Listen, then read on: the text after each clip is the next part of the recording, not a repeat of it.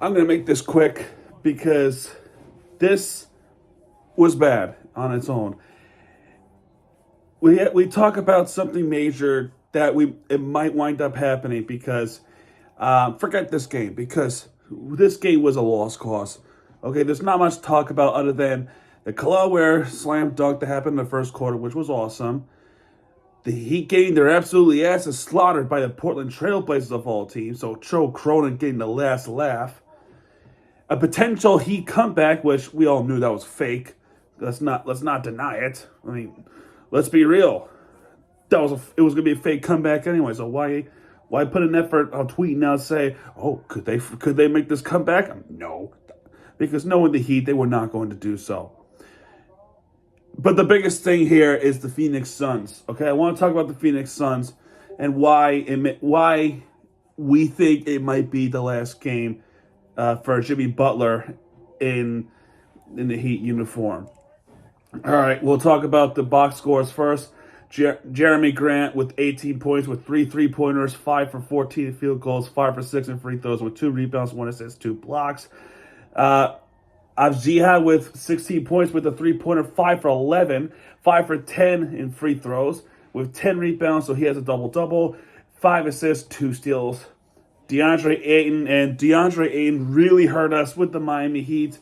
He has 15 rebounds, and 6 of those were offensive rebounds. That led to many second chance points for the Portland Trail Blazers. He also has 9 defensive rebounds. So in total, he has 15 points with 22 points. He has a double-double easily with 11 for 14 in field goals, 2 assists, and a steal. Anthony Simons, 24 points. Nobody could stop Simons, apparently. 6 flipping 3-pointers he has made. 6 3-pointers made. 9 for 20 in field goals, 4 rebounds, 3 assists, and a block. And Scoot Henderson with 11 points with 2 for 5 3-pointers, 4 for 8 field goals with 1 for 2 with free throws, 2 rebounds, 8 assists. And off the bench, you got Shaedon Sharpe and Delano Banton with 12 points and 11 points. Miami Heat, Duncan Robinson played great basketball, I would say, with 22 points for him, with 6 for 12 and 3-pointers, 2 more field goals in the paint with 4 rebounds, 4 assists on the block. Jimmy Butler with 13 points. He has a 3-pointer in this game. He's 4 for 9 in field goals, 4 for 4 free throws with 4 rebounds, 8 assists. And again, he did not play in the fourth quarter. I don't, at least not the majority of it. Bam and Khalil Ware started together. So this could be the future. But in this game, Bam with 12 points, with 5 for 10 in field goals, 2 for 3 free throws, with 10 rebounds. So another double-double for Bam Adebayo. At least there's some positive to talk about there. Khalil Ware, 20 points for him as a starter.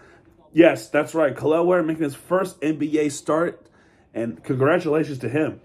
20 points for him with 2 3-pointers, 8 for 17 field goals, 2 for 2 free throws with 16 rebounds and 2 blocks. Awesome job by Khalil Ware. Oh, by the way, speaking of Bam Adebayo, before the game started, there was a pre-game ceremony where him and Eric Spoelstra received a USA gold medal ring. So congrats to them. Terry Rozier, not good. I mean, he has regressed big time, man. 9 points for him with 4 for 13 field goals with 1 rebound, 3 assists, and a steal. Off the bench, Jovic with 12 points with 2 3-pointers. And Pelle Larsson, who tried to help the Heat make this incredible comeback in the fourth quarter. He has 11 points with 2 3-pointers, 4 for 7 field goals, plus the N1. All of them came from the fourth quarter. So Pelle Larsson tried playing his good basketball in the Miami Heat in the fourth quarter. And he tried. He tried his best. But ultimately, the rest of the team just could not defend the Portland Trail Blazers in this game. Oh, crap. It's 10 o'clock, so I better do this as soon as possible. It started off well for the Miami Heat. You know, it was close. Jimmy Butler had some shots in. Duncan Robinson making a 3-pointer. And by the way, with first game of the season for Tyler Hero, did not play in the season. So the offensive is clearly missed from Tyler Hero, especially. But in the first quarter, it was a pretty good first quarter. It was a battle where it's a 38-34 game. Um, and then there was that Kalel Ware amazing dunk with four minutes left of the quarter. You gotta watch that dunk. That was awesome. That man flew. He flew, stretched his arm like this, and it slammed it home. So that was an awesome dunk, as I pointed out. Jovic with the step back 3-pointer before the first quarter ends to make a 38-34 first quarter advantage. But the Heat started off good, okay? Their large lead was 10. And then the second quarter, things went turmoil. Since that 3-pointer to end the first quarter, they missed 17 threes in a row. They did not make a single 3-pointer in the second quarter. What? How do you miss all the flipping 3-pointers in the second quarter, bro? What?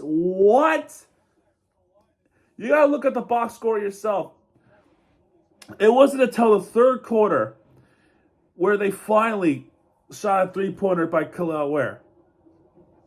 But all in all, Portland had that insane run in the second quarter, and in the third quarter, it's all over. Okay, the second quarter, we were outscored 27-17. Third quarter was just as bad, 36-22 in the third quarter.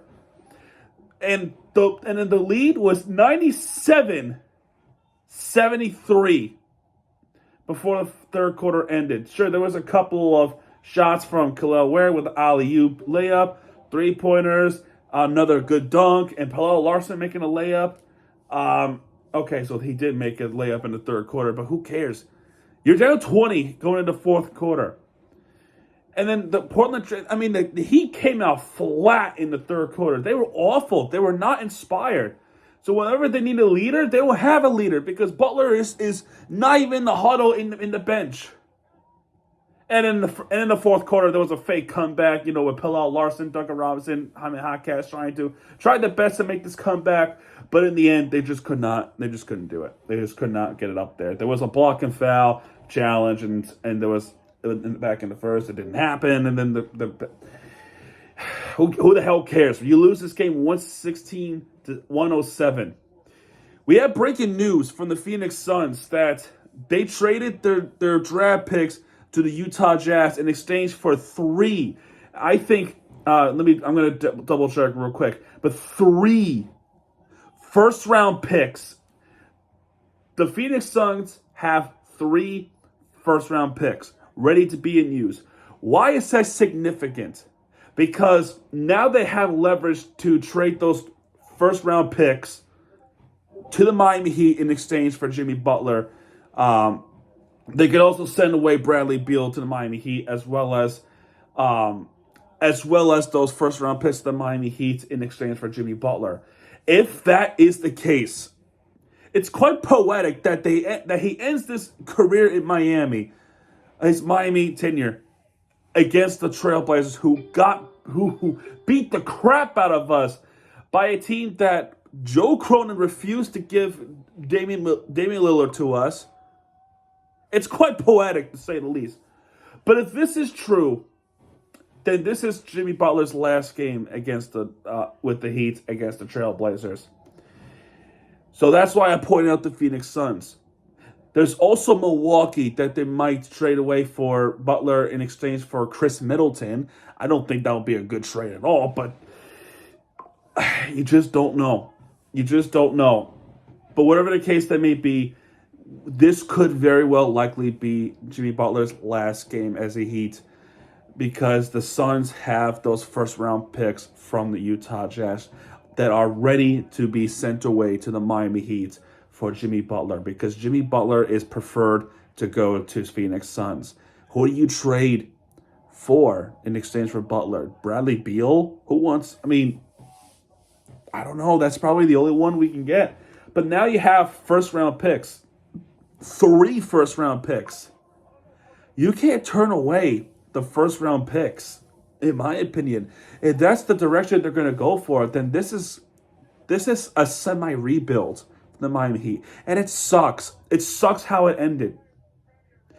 I mean, what could have been, with Jimmy Butler finishing his career with the Heat as he wanted to, and now he's not going to. So whose fault is it? I say they're both at fault. In my honest opinion, they're both at fault. Pat Riley and Jimmy Butler. It's clear that Butler is not going to stay in Miami. I think it's very clear. He was turned away. He was turned away at the contract extension. He's not going to get it, and I'm pretty sure he's not going to want to stay in Miami after that. And not just for the contract extension, but the way how Pat Riley responds to the comments that Butler made, saying that if he was healthy, he would have won against the Knicks or against the Boston Celtics in the other last season's playoffs. And then Pat Riley had to come out and say things like, if you were available, you probably would have, but you shut your mouth because you were not available to do so. That sparked the entire bullshit, that entire drama. So, I don't know, man. This whole thing is bullshit. But we have to prepare for that trade to happen. I think it's going to happen because not only the Phoenix Suns, and I can also back it up too, not only the fact that Phoenix Suns were trading a few of their draft picks for 3 first-round picks. There was also a report from Shams that was on the table in ESPN saying that there were really some productive conversations with the Miami Heat for trading Jimmy Butler. I think it's gotten more guaranteed. It's more aggressive now, and it's now only a matter of time. And I think it might happen tomorrow. Or if not tomorrow, it might be Thursday before they go to Milwaukee for a game, which I think we're going to get their asses kicked anyway. But I don't know, man. If this is going to be his last game, I'm not dumb enough to not appreciate everything that Jimmy Butler has done for the Miami Heat. It's going to be bittersweet for him to see him go. He was one of my favorite Heats, He's one of my favorite Heats besides Dwayne Wade. Okay, forget LeBron James. Okay, he was a top star. He was a top stud with the Miami Heat. But Dwayne Wade is an even bigger stud, and that's why he was my favorite. He won 3 championships with Miami. He did it all in Miami. So, I mean, and Butler was the next big thing.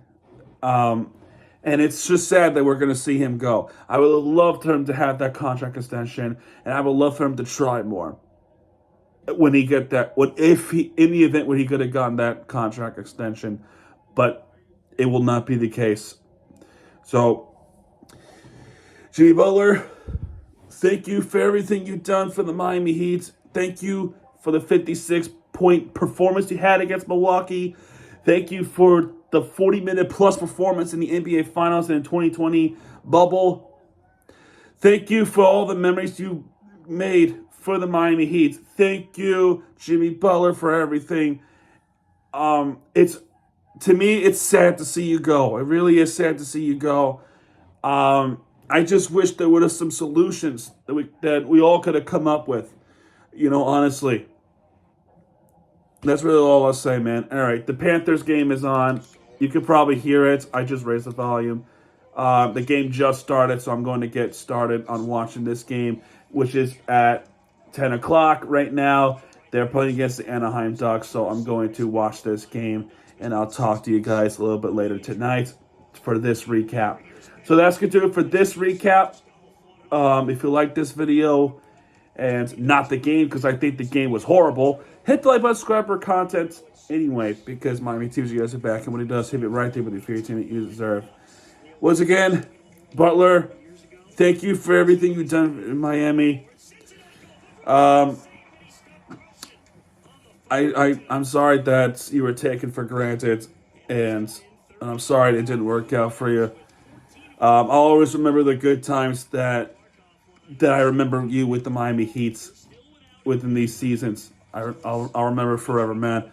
Anyway, that's going to do it, and I'll see you guys in the next video. Good night.